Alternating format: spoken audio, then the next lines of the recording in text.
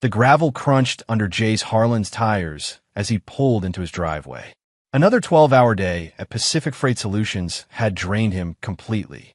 His shoulders ached from hunching over shipping manifests, and his eyes burned from staring at computer screens.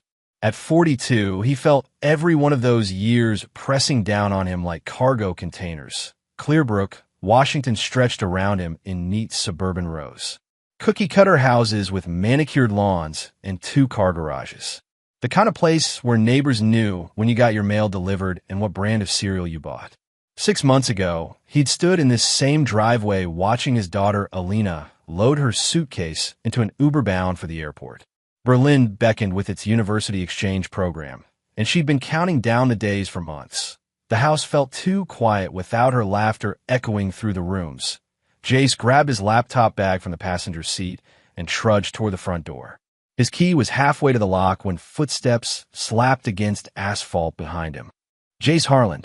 He turned. Denise Varghese marched across the street with the determined stride of someone on a mission. Her gray hair was pulled back in its usual severe bun, and her narrow face carried the expression of a judge about to deliver a death sentence. At 68, the retired nurse had transformed nosiness into an art form. She'd reported the Hendersons for their grass being a quarter-inch too tall, called animal control on the Patel's cat for allegedly trespassing, and once spent an entire Tuesday measuring property lines with a tape measure. "What can I do for you, Denise?" Jace set his bag down and faced her. She stopped 3 feet away, close enough that he could smell her heavy perfume. Her dark eyes glittered with something that looked suspiciously like satisfaction. "I hear screaming from your house," she said, "almost every day, high-pitched like a child in pain." The words hit him like a punch to the gut. "What are you talking about? Don't play stupid with me." Denise crossed her arms. "Those sounds aren't normal. They're not coming from a television or radio either. I know the difference." Jace felt his heartbeat speed up. "Denise, my daughter's in Berlin. You saw her leave 6 months ago. You were standing right there on your porch when the car picked her up." Her laugh was sharp and ugly. "Don't lie to me. I called Child Protective Services already." The world seemed to tilt sideways. "You did what? Someone's being hurt in that house. I can hear it clear as day, usually around 2 in the afternoon. Sometimes earlier, sometimes later, but it's there." Denise stepped closer, her voice dropping to a whisper. "I've been a nurse for 35 years. I know what pain sounds like. There's no one in my house except me and my wife." Jace's voice came out louder than he intended. "Whatever you think you're hearing, you're wrong. We'll see about that." Denise turned on her heel and walked back toward her house. At the edge of his driveway, she paused. "They'll be coming to investigate soon." Jace watched her disappear through her front door. His hands were shaking as he picked up his laptop bag. Child Protective Services. The phrase repeated in his mind like a drumbeat. He'd heard stories about what happened when CPS got involved. False accusations that destroyed families. Children ripped away from innocent parents. Lives ruined by overzealous social workers looking to justify their existence. The front door opened before he could use his key. What did she want? Lila stood in the doorway, wearing yoga pants and an oversized sweater. Her blonde hair was pulled back in a messy ponytail, and dark circles ringed her eyes. At 39, she still turned heads when they went out together, but those occasions had become rare over the past 2 years. "She thinks she hears screaming coming from our house." Jace pushed past her into the entryway. "She called CPS. Lila's face went pale. "She what? Claims there's a child being abused in here." Jace dropped his bag by the stairs and headed for the kitchen. "Says she hears it almost every day around 2 o'clock. That's insane." Lila followed him. "Alina's been gone for months." Jace opened the refrigerator and grabbed a beer. The cold bottle felt good against his palm. "Try telling Denise that. She's convinced someone's being tortured in here. What are we going to do?" He twisted off the cap and took a long drink. "Wait for them to show up, I guess. Let them search the house. Prove she's crazy." Lila sat down at the kitchen table. Her fingers drummed against the wood in a nervous rhythm. "This could affect your job. Your security clearance. Don't you think I know that?" Jace slammed the bottle down harder than necessary. Beer foam spilled across the counter. "If word gets back to Pacific Freight that I'm under investigation for child abuse, I'm finished." They won't care if the charges are dropped later. The house felt smaller suddenly, as if the walls were closing in. Jace had worked 15 years to build his reputation in freight coordination. He'd handled millions of dollars in cargo shipments without a single major incident. His security clearance allowed him to work with military and government contracts. One false accusation from a paranoid neighbor could destroy everything. "Maybe we should call a lawyer," Lila said. "With what money? You haven't worked in 3 years." The words came out sharper than he intended, but he didn't apologize. It was true. Lila had quit her job at the dental office claiming stress, and they'd been living on his income ever since. She stood up abruptly. "I'm going to take a bath." Jace watched her leave. Their marriage had been dying a slow death for years, killed by long work hours, financial stress, and conversations that never went below surface level. They shared a house, but lived separate lives. Some nights, he wondered why they bothered staying together. But divorce seemed like more trouble than it was worth. He finished his beer and opened another. Outside, Denise's house sat dark except for a single light in her front window. She was probably in there right now, planning her next move. Thinking of more ways to make his life miserable, the phone rang. "Mr. Harland?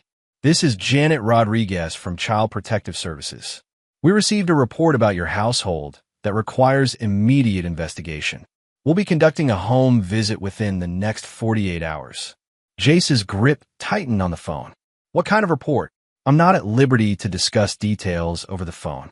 Please ensure that all household members are present during our visit. My daughter is studying abroad. She's been in Berlin for 6 months." There was a pause. "We'll need documentation of that. School records, travel documents, anything that proves her current location." "Of course." Jace's voice sounded hollow in his own ears. "We'll call an hour before we arrive." "Have a good evening, Mr. Harland." The line went dead. Jace set the phone down and stared at it, as if it might bite him. 48 hours. 2 days to prepare for strangers to invade his home and tear apart his life, looking for evidence of crimes he'd never committed. Upstairs, water ran in the bathroom. Lila was hiding again, retreating into her bath like she always did when problems arose. For 15 years of marriage, she perfected the art of disappearing whenever things got difficult. Jace walked to the living room window and looked across the street. Denise's silhouette moved past her front window. She was watching him watch her. He realized this was all a game to her. She'd found a new way to exert power over her neighbors, and Jace was her latest victim. But he wasn't going down without a fight. 2 days later, Jace paced the living room like a caged animal. He'd taken the morning off work, claiming a family emergency. The irony wasn't lost on him. He'd printed out every document he could find proving Alina's whereabouts. Enrollment papers from the University of Berlin, copies of her passport and visa, email correspondence with the exchange program coordinator. The stack of papers sat on the coffee table like evidence in a trial. Exactly 11 o'clock. A white sedan pulled into his driveway. "They're here," he called upstairs. Lila appeared at the top of the stairs. She dressed carefully for the occasion. Dark slacks, a conservative blouse, her hair styled and makeup applied. She looked like she was going to a job interview. "Remember what we discussed?" Jace said. "Just answer their questions honestly." The doorbell rang. Jace took a deep breath and opened the door. 2 people stood on his porch. A middle-aged woman with short brown hair and a younger man carrying a briefcase. Both wore the kind of serious expressions that came with investigating child welfare cases. "Mr. Harland? I'm Janet Rodriguez, and this is my colleague David Kim. We spoke on the phone. Come in." Jace stepped aside. "My wife Lila is here as well." They entered the living room, their eyes already scanning for signs of trouble. Janet Rodriguez pulled out a tablet and stylus. David Kim set his briefcase down and opened it. "We appreciate your cooperation," Janet said. "We understand this is stressful, but we need to take every report seriously." "I understand." Jace gestured toward the stack of papers. "Those are documents proving my daughter is in Berlin. She's been there since August." David picked up the papers and flipped through them. "These look comprehensive. We'll need to verify the information independently. The university has a website. You can call them directly." "We will." Janet looked at her tablet. The report we received indicates sounds of a child in distress coming from this residence on multiple occasions. Screaming, specifically. Lila spoke for the first time. That's impossible. There are no children living here. Mrs. Harland, when was the last time your daughter was in this house? August 15th, the day she left for Berlin. Lila's voice was steady, controlled. Janet made notes on her tablet. Have either of you heard any unusual sounds in the house recently? Anything that might be mistaken for a child in distress? Jace and Lila exchanged glances. No, Jace said. Nothing like that. We'd like to conduct a walkthrough of the house, David said. Standard procedure. For the next 30 minutes, they searched every room. They opened closets, looked under beds, checked the basement and attic. They examined window locks and door frames. They took photos of everything in Alina's room. They spent extra time looking through her belongings. Her desk still held textbooks from her senior year of high school. Posters of European cities covered the walls, destinations she'd dreamed of visiting. Her bed was made with the same purple comforter she'd had since middle school. When did she graduate high school? Janet asked. 2 years ago, Jace replied. She took a gap year to work and save money for the exchange program. David photographed the room from multiple angles. Has anyone else been staying in this room since she left? No one. Lila wrapped her arms around herself. We haven't even cleaned it. We wanted it to be exactly the same when she comes back for Christmas. They moved to the basement next. Jace led them down the wooden stairs into the finished recreation room. A television sat against one wall, surrounded by a couch and 2 recliners. In the corner, Lila's exercise bike collected dust next to a small weight set. This is where we spend most of our time in the evenings, Jace said. Janet walked the perimeter of the room, checking air vents and examining the walls. Any other rooms down here? Storage room and the utility room. Jace opened both doors. The storage room held Christmas decorations, old furniture, and boxes of Alina's childhood things. The utility room contained a water heater, furnace, and electrical panel. David took more photos. They checked every corner, every potential hiding place. They found nothing because there was nothing to find. Back upstairs, Janet closed her tablet. We'll be in touch once we've verified the documentation about your daughter. In the meantime, if any other reports come in, we'll need to investigate those as well. Other reports. Jace felt his stomach clench. The neighbor who contacted us indicated this has been an ongoing issue. If the sounds continue, we'll be back. After they left, Jace collapsed onto the couch. His shirt was soaked with sweat despite the cool October weather. That wasn't so bad, Lila said. Are you kidding? They're going to keep coming back every time Denise makes another call. Jace rubbed his face with both hands. She's got us under a microscope now. Maybe the sounds will stop. Maybe she'll lose interest. Jace looked at his wife. She was picking at her fingernails, a nervous habit she developed years ago. What if they don't stop? What if she keeps calling? Then we'll deal with it. But Lila's voice lacked conviction. That evening, Jace called his daughter. The international connection was spotty, but hearing Alina's voice helped calm his nerves. CPS came to the house. She said, Dad, that's crazy. Denise thinks she hears screaming. Claims it sounds like a child in pain. But I'm not even there. Can't you prove that? I showed them all your paperwork. They're going to verify it independently. Jace walked to the living room window. Across the street, Denise's house was dark except for that same single light. How are your classes going? They talked for 20 minutes about her studies, her new friends, the German language classes she was struggling with.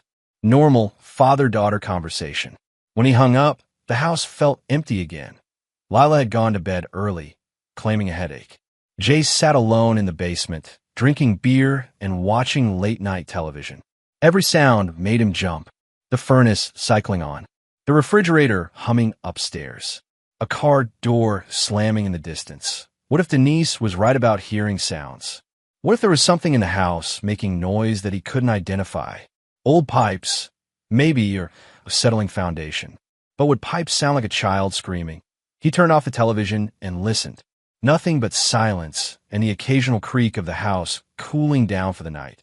Tomorrow he'd go back to work and pretend everything was normal.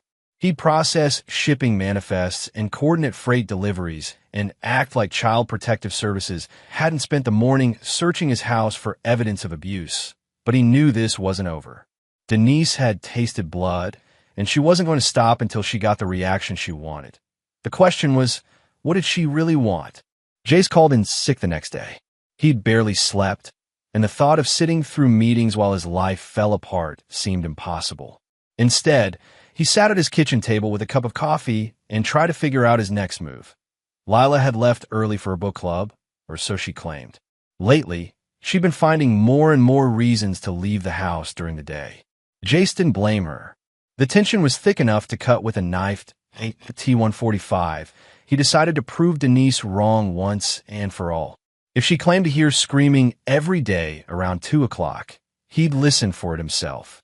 He'd document the silence, maybe even record it. When CPS came back, and they would come back, he'd have proof that their informant was either lying or delusional. Jace positioned himself in the living room where sound would carry best.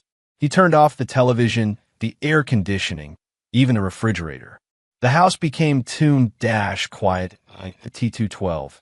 He heard it, a child scream, high-pitched and filled with terror. It lasted 3 seconds, then stopped abruptly. Jace's coffee mug slipped from his fingers and shattered against the hardwood floor. Hot liquid splashed across his legs, but he barely noticed. The sound had come from inside the house. His mind raced through possibilities. A neighbor's television turned up too loud. A video playing on someone's computer or phone. But the sound hadn't come through the walls. It had echoed through his own rooms as if the child was somewhere nearby. Another scream, this one longer. It seemed to come from below, maybe the basement. Jace ran toward the stairs, his socks slipping on the wooden steps. He flicked on every light as he descended. Hello. His voice echoed off the concrete walls. Is someone down here? Silenced, he searched the recreation room, checking behind furniture and in corners. Nothing. The storage room revealed only dusty boxes and old Christmas decorations. The utility room hummed with the sound of mechanical equipment, but contained no hiding places large enough for a person. Back upstairs, Jay stood in the center of the living room and listened. 10 minutes passed without another sound. Whatever had made the noise was either gone or very good at hiding. A third scream froze his blood. This time, he could pinpoint the direction. It came from the basement, but not from the open areas he'd just searched. Jace ran back downstairs and stood perfectly still, waiting. When the fourth scream came, he followed the sound to its source, the air vent. Jace knelt beside the metal grate near the utility room door. The vent was large enough to fit a speaker, he realized. He'd walked past it dozens of times without giving it a second thought. Using a screwdriver from his toolbox, he removed the 4 screws holding the grate in place. His hands shook as he lifted the cover away.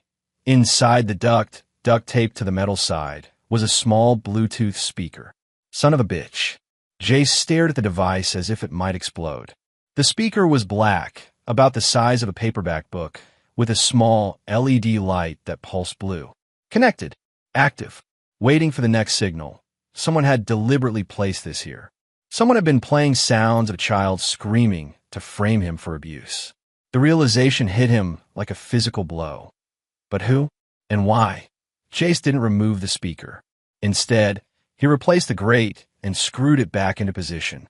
If he took it now, whoever was responsible would know he'd found it. They'd find another way to continue their game.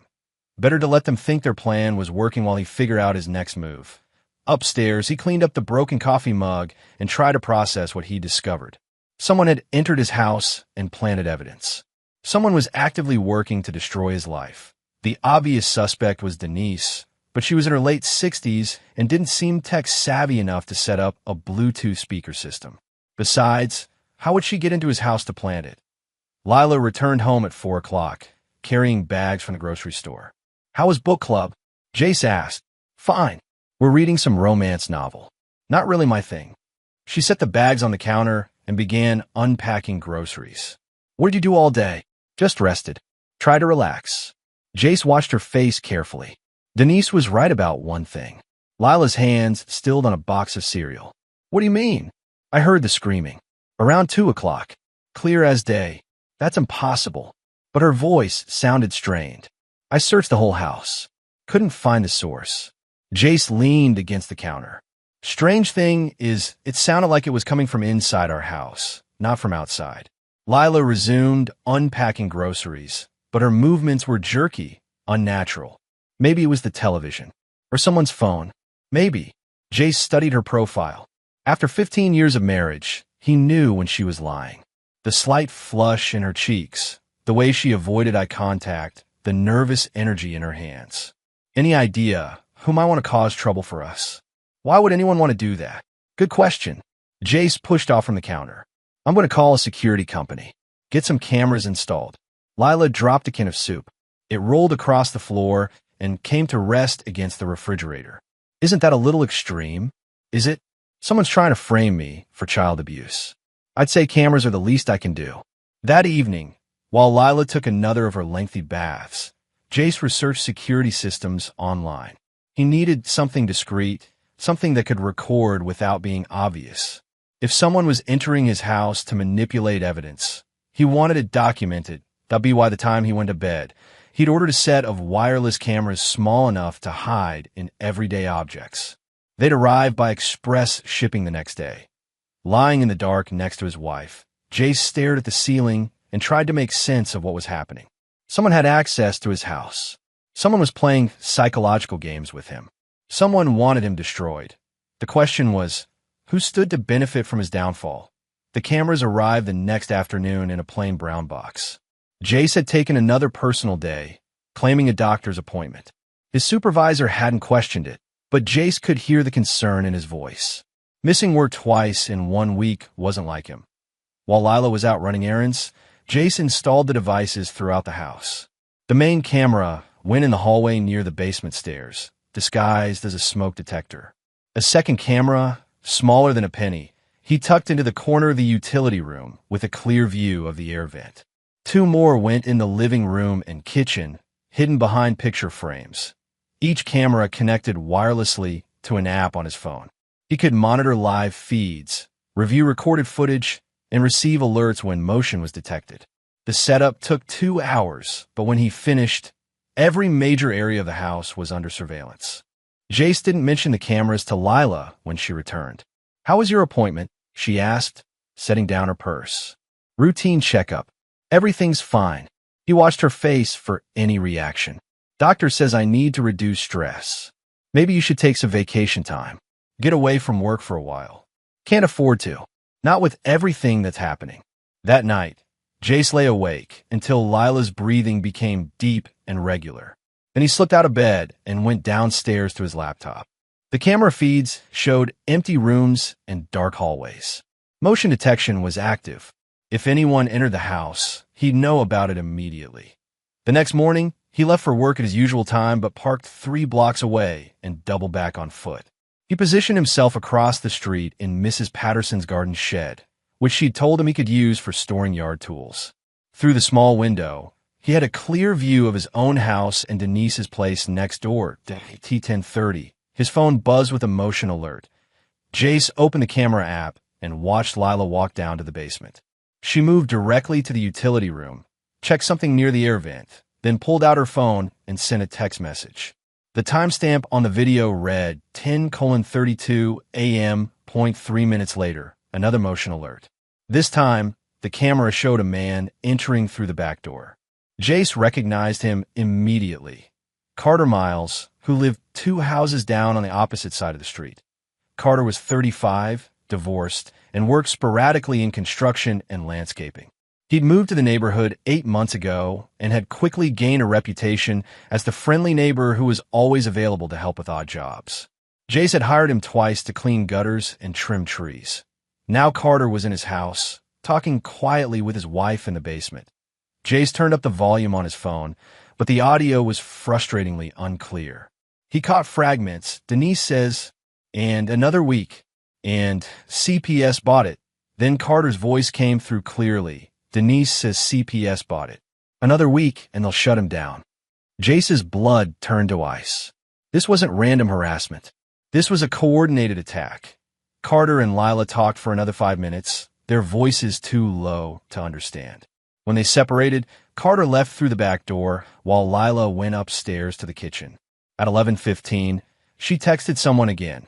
Jace forced himself to wait until noon before returning home. When he walked through the front door, Lila was in the living room reading a magazine. "You're home early," she said without looking up.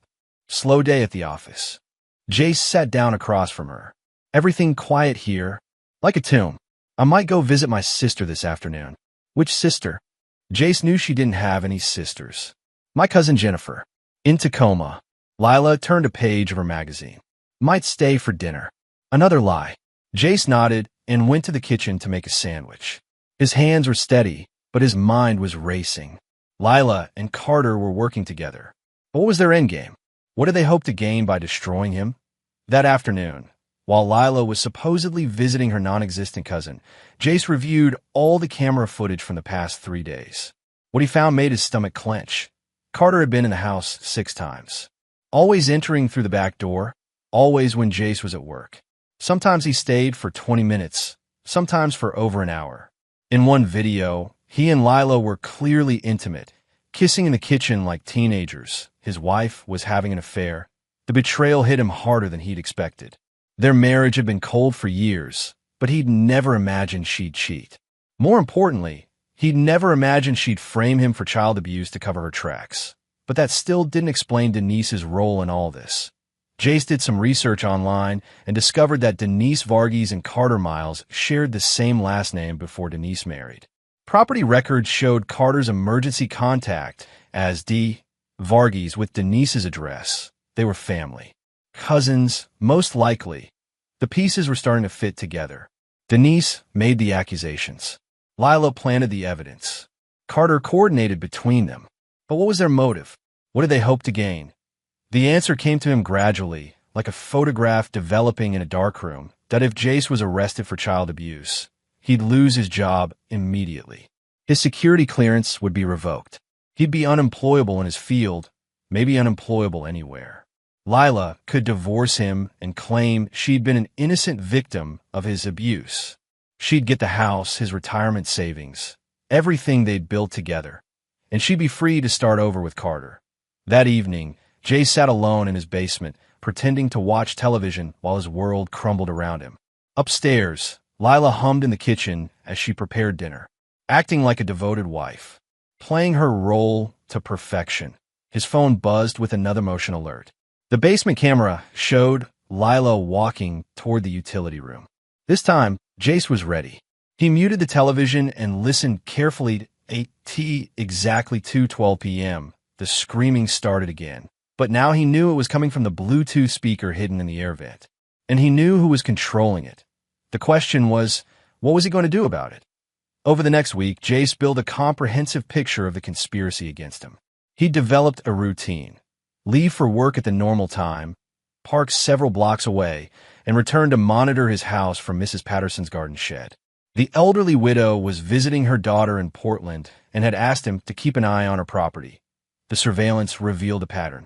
Every Tuesday and Thursday, Carter arrived at Jace's house within 20 minutes of Lila's text message. They'd disappear into the basement for 40 minutes to an hour. Then Carter would leave through the back door. 15 minutes later, Denise would call Child Protective Services to report more screaming. Jace had recorded it all. On Wednesday, he followed Carter after one of his visits. The man drove to a Starbucks 2 miles away and met with a stranger in the parking lot. Jace watched from his car as Carter opened his trunk and pulled out a small duffel bag.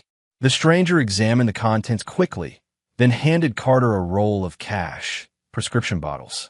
Even from 50 yards away, Jace could see the orange containers with white labels.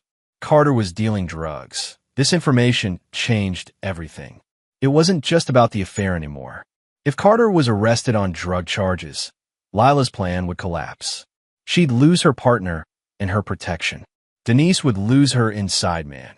Jace drove home and spent the evening researching everything he could find about Carter Miles.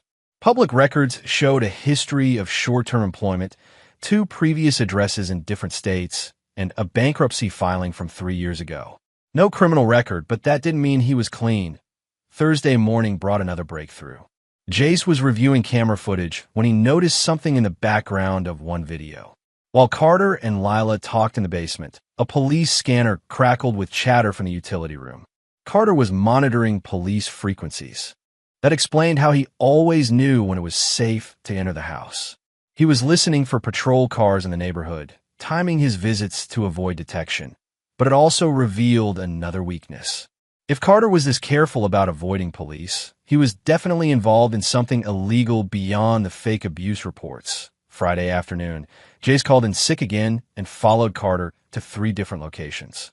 First, a middle-aged woman in a sedan. Then a young man in a Honda Civic. Finally, a woman with 2 small children who met Carter in a grocery store parking lot.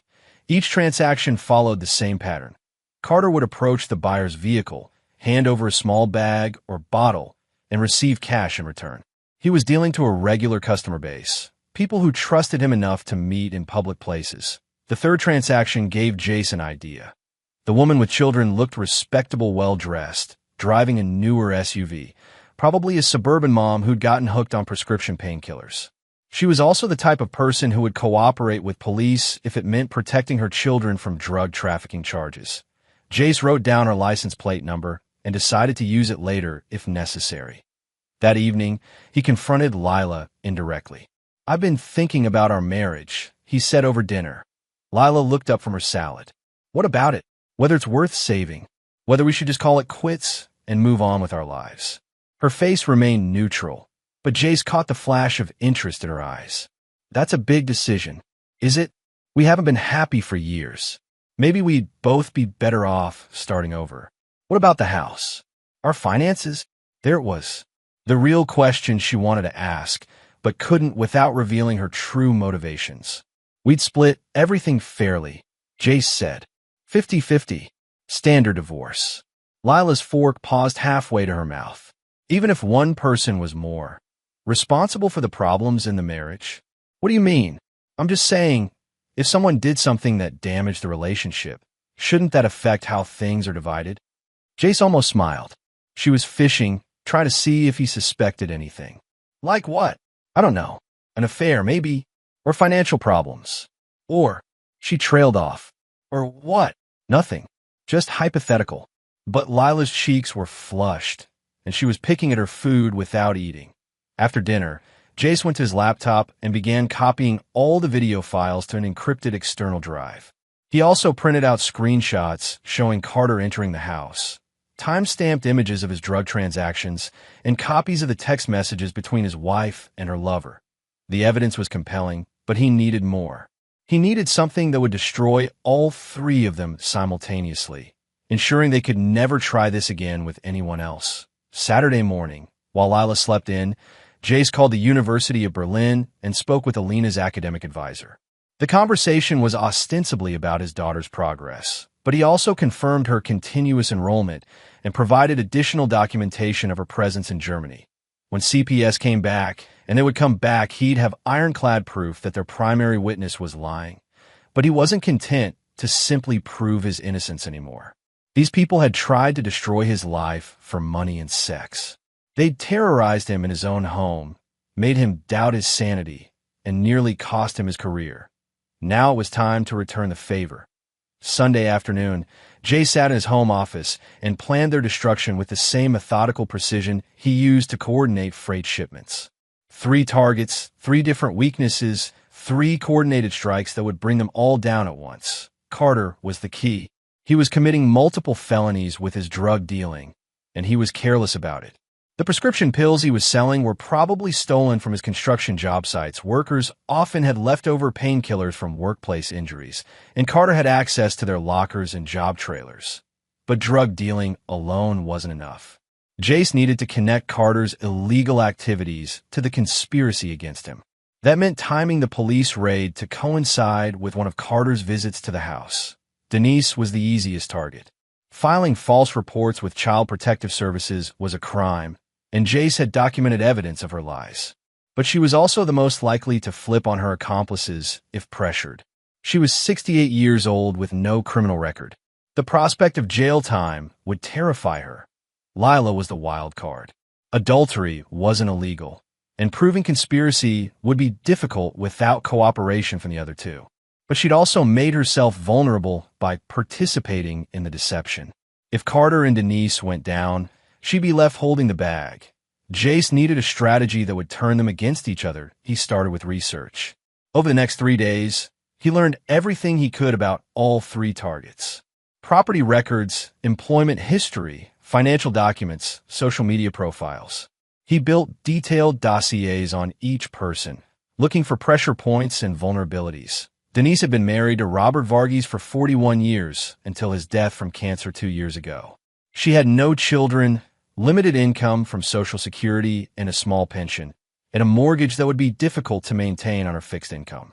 She was also deeply religious, attending St. Mark's Lutheran Church every Sunday and volunteering with their food bank. The congregation would be horrified to learn she'd been filing false reports against an innocent neighbor. Carter had a more complicated background. Born Carter Varghese in Spokane, he'd changed his last name to Miles after a bankruptcy and a failed marriage. He'd been arrested twice for driving under the influence, but never charged with drug offenses. His ex-wife had a restraining order against him that was still active. Most importantly, Carter owed money to dangerous people. Jace found references to gambling debts in the bankruptcy filing, and Carter's recent cash transactions suggested he was still involved with illegal betting. People who owed money to bookies were always desperate for quick scores. That Lila's profile was more personal, but equally revealing. She'd been unhappy in their marriage for years, but she'd also been planning her escape carefully. She'd been moving small amounts of money from their joint accounts into a personal savings account, supposedly for emergencies. The account now held nearly $12,000 money she'd skimmed from their household budget over the past 2 years. She'd also been researching divorce lawyers, based on her browser history. Not just any lawyers, she'd been looking specifically for attorneys who specialized in high-conflict divorces and asset protection. Lila hadn't stumbled into this conspiracy. She'd been planning IT.by Wednesday. Jace had developed a 3-phase plan. Phase 1 would split the alliance by creating suspicion between Denise and Carter. If they didn't trust each other, they couldn't coordinate effectively. Phase 2 would involve law enforcement. Jace would tip off the police about Carter's drug dealing and time the tip to coincide with maximum damage to all three conspirators. Phase 3 would be the endgame. With Carter arrested and Denise facing charges, Lila would be isolated and vulnerable. Jace would leverage the evidence against her to ensure she lost everything in the divorce. The plan required precise timing and careful execution. One mistake could alert them to his knowledge of the conspiracy. But Jace had spent 15 years managing complex logistics. He knew how to coordinate multiple moving parts toward a single objective, and his objective was simple: complete and total destruction of everyone who'd try to destroy him. Thursday evening, he put Phase 1 into motion. Jace had been monitoring Carter's routine for 2 weeks. Every Thursday night, Carter went to Murphy's Tavern on 5th Street to play pool and drink beer. He usually stayed until closing time, then drove home despite being legally intoxicated. Using a prepaid cell phone purchased with cash, Jace sent anonymous text messages to 3 different women Carter had been seen with around town. The messages were identical. Thought you should know Carter Miles is cheating on you with multiple women. He was with Denise Varghese yesterday afternoon at her house on Maple Street. Saw them through the window. Sorry to be the bearer of bad news. Within an hour, angry phone calls were lighting up Carter's cell phone. Jace watched from his car outside Murphy's Tavern as Carter stepped outside to take the calls. His body language grew increasingly agitated with each conversation. The third call lasted 15 minutes. When Carter returned to the bar, he immediately ordered a double whiskey and began making phone calls of his own. Phase 1 was working perfectly. Friday morning, Jace watched Carter march across the street to Denise's house. Through the camera app on his phone, he could see the confrontation unfold in his own living room as Lila watched from the window. Carter was shouting. Denise was shouting back. Their partnership was fracturing exactly as Jace had hoped. Now it was time for Phase 2. Friday afternoon. While Carter and Denise were still angry with each other, Jace escalated the psychological warfare. He purchased a high-quality photo editing program and spent 2 hours creating compromising images of Carter with different women in various locations around Clearbrook. The photos weren't pornographic, just intimate enough to suggest romantic involvement. Carter holding hands with a redhead outside the grocery store. Carter kissing a brunette in the park. Carter embracing a blonde woman in a restaurant parking lot. Jace printed the photos on high-quality paper and mailed them anonymously to Denise's address. He included a typed note. Your cousin is playing you for a fool. He's got women all over town, and he's laughing about how easy you are to manipulate. Wake up. To make the deception more convincing, he also sent a photo of Carter with Lila, a real screenshot from his security footage showing them kissing in his kitchen. But he cropped it to remove any identifying features of the house, making it look like they'd been photographed somewhere else. The final touch was a fake receipt from a jewelry store, showing Carter had purchased an expensive necklace the same day. He was supposed to be helping Denise with her CPS strategy. The receipt was addressed to Jessica Monroe, a name Jace had invented. Sunday morning, Jace watched Denise retrieve the envelope from her mailbox. Through binoculars, he could see her face change as she examined the contents. First confusion, then anger, then what looked like heartbreak. Denise immediately called Carter.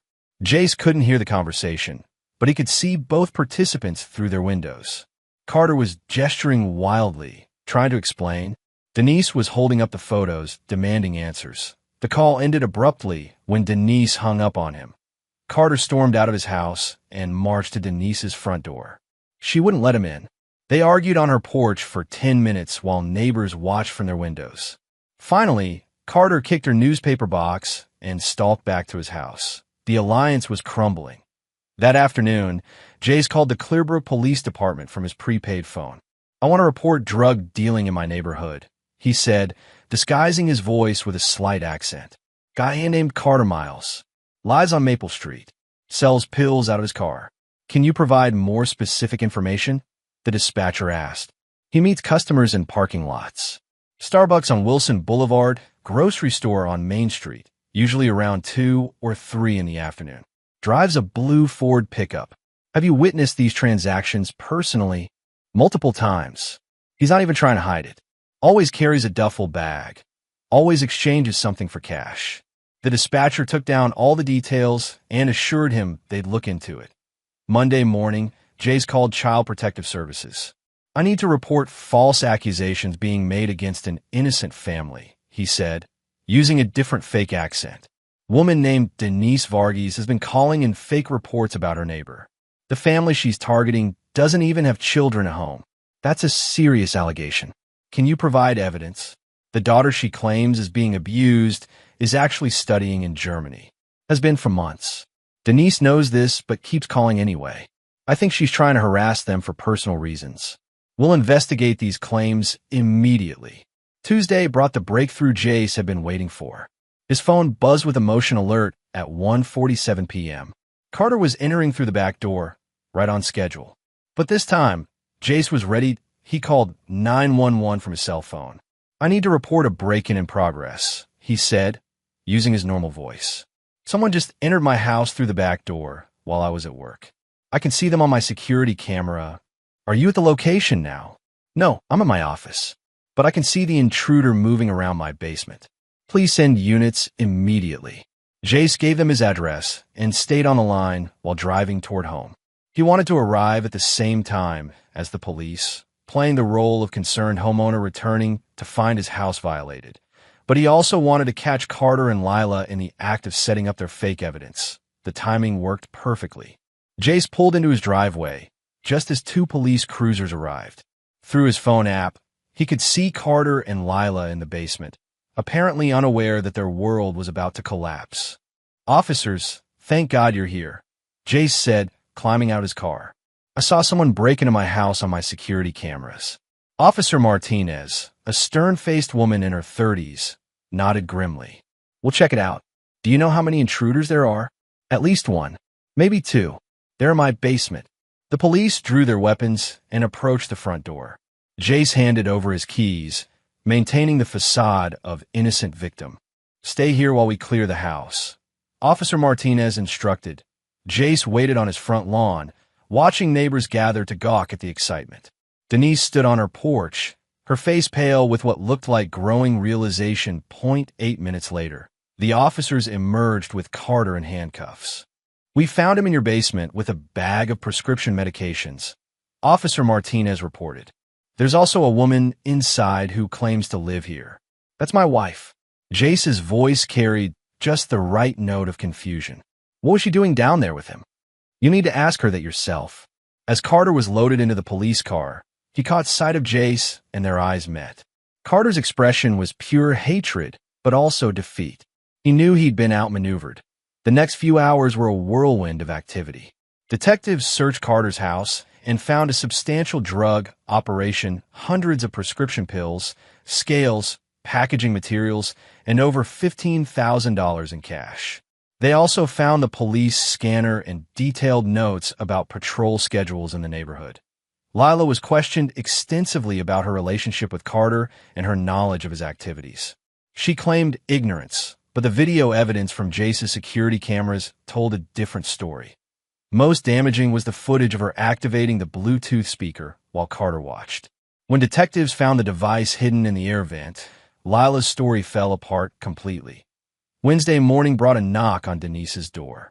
2 detectives and a Child Protective Services investigator wanted to discuss her repeated false reports. Jace watched from his kitchen window as they presented her with evidence of the conspiracy. The university documentation proving Alina had been in Berlin for months.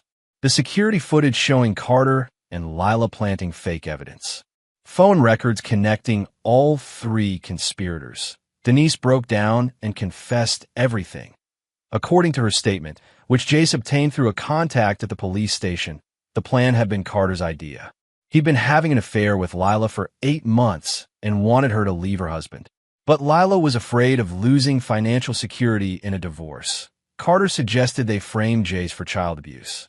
If he was arrested and convicted, he'd lose everything and Lila could claim to be an innocent victim. She'd get the house, his retirement savings, and his life insurance policy. Denise had agreed to help because Carter promised to pay off her mortgage in exchange. Her husband's medical bills had left her deeply in debt, and she was facing foreclosure. But Carter had been lying about having the money. His drug dealing was barely covering his own gambling debts. He'd been planning to string Denise along until the plan succeeded, then disappear with Lila and leave his cousin to face the consequences alone. The revelation that Carter had been using her destroyed Denise's willingness to protect him. Thursday afternoon, all 3 conspirators were arrested. Carter faced multiple felony charges: drug trafficking, conspiracy, filing false reports, breaking and entering, and possession of an illegal firearm found during the search of his house. His bail was set at $50,000, which he couldn't afford. Lila was charged with conspiracy, filing false reports, and aiding in the commission of multiple felonies. Her bail was set at $25,000. She called Jace from jail, crying and begging him to post bail that he hung up without saying a word. Denise received the lightest charges due to her cooperation and age. She was released on her own recognizance but faced substantial fines and community service. More importantly for Jace, she agreed to testify against both Carter and Lila in exchange for a plea deal. Friday morning, Jace met with divorce attorney Rebecca Chun in her downtown office. Chun specialized in high-conflict divorces and had a reputation for aggressive representation. "Based on what you've told me, your wife won't have much leverage in negotiations," Chun said, reviewing the evidence Jace had brought. "The adultery, the conspiracy charges, the financial deception, it all works in your favor." "I want everything," Jace said. "The house, the retirement accounts, her personal savings. All of it. That might be difficult to achieve completely, but we can certainly try. The criminal charges definitely strengthen your position." Chun explained the process. They'd file for divorce immediately, citing adultery and fraud. They'd seek exclusive use of the marital home and temporary spousal support from Lila's secret savings account. They'd also request that Lila be responsible for all legal fees and court costs. "What about criminal restitution?" Jace asked.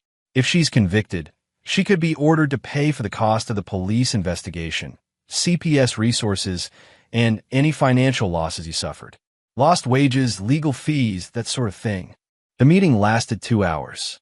When it ended, Jace felt lighter than he had in months. Saturday afternoon, he called Alina in Berlin. "Dad, I saw the news online," she said. "Are you okay?" "I'm fine. Better than fine, actually. I can't believe Mom would do something like that. And with a neighbor I barely knew." Jace had decided to tell Alina the truth about everything. She was 20 years old enough to understand that her parents' marriage had been broken long before Carter entered the picture. "People make choices," he said. "Your mother made hers. Now she has to live with the consequences. Will she go to prison? Probably. For a while. Anyway." They talked for an hour about the future. Alina wanted to come home immediately, but Jace convinced her to finish her semester in Berlin. Her education was more important than the family drama. "I'm proud of you for fighting back," Alina said before they hung up. A lot of people would have just let them win. Sunday morning, Jace sat alone in his kitchen reading the newspaper.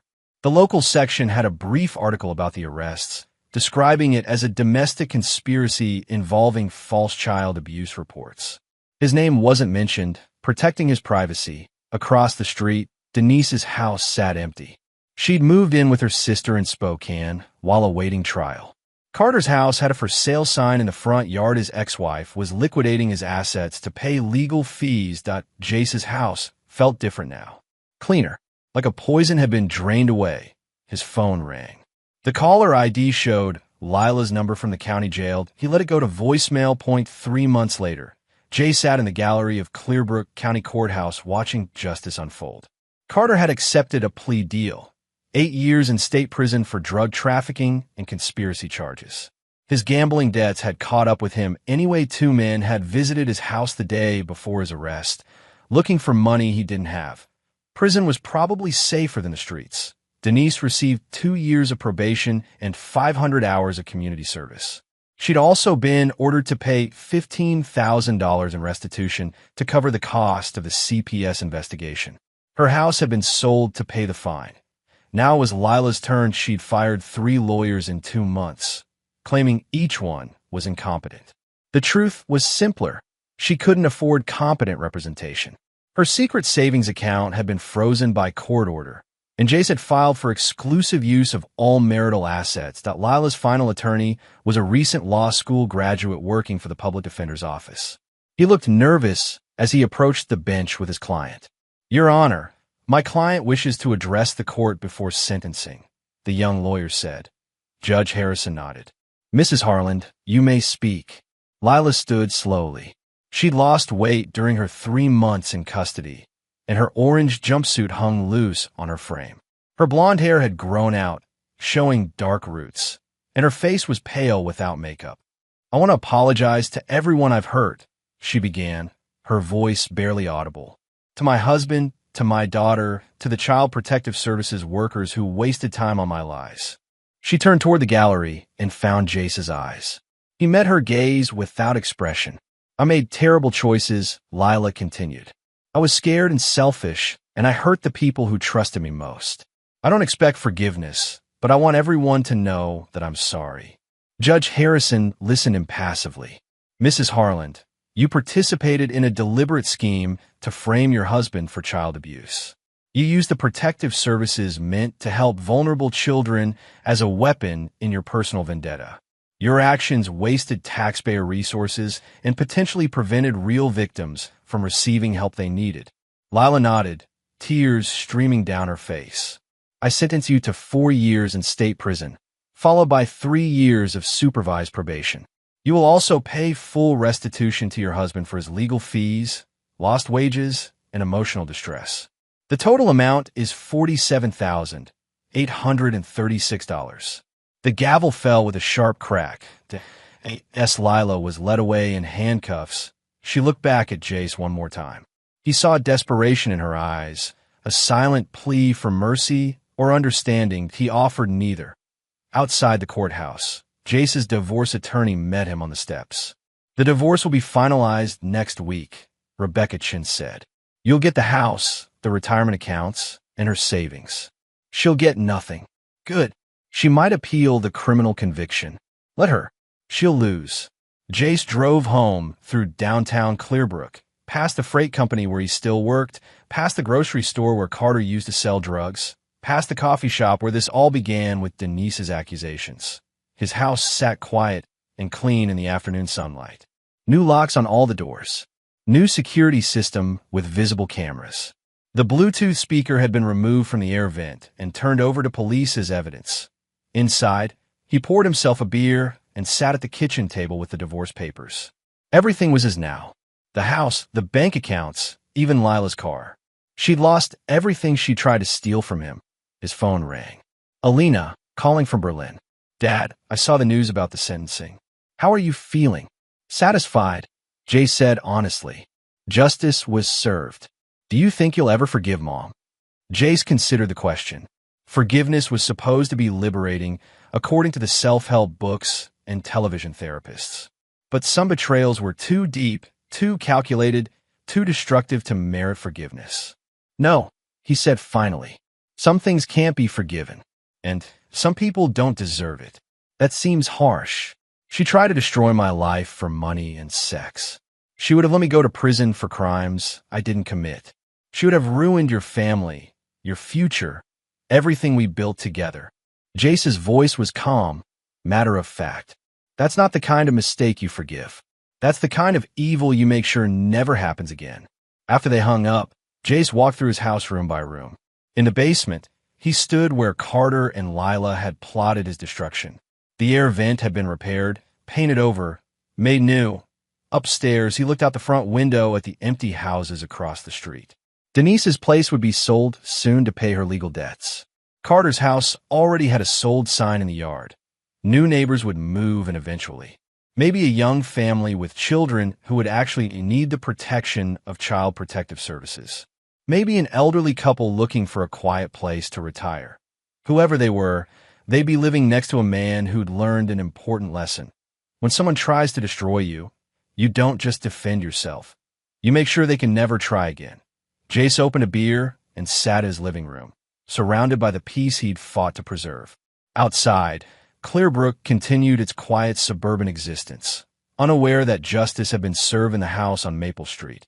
And every time he remembered the look in Lila's eyes as she was led away in handcuffs, Jay smiled. Some victories were worth savoring.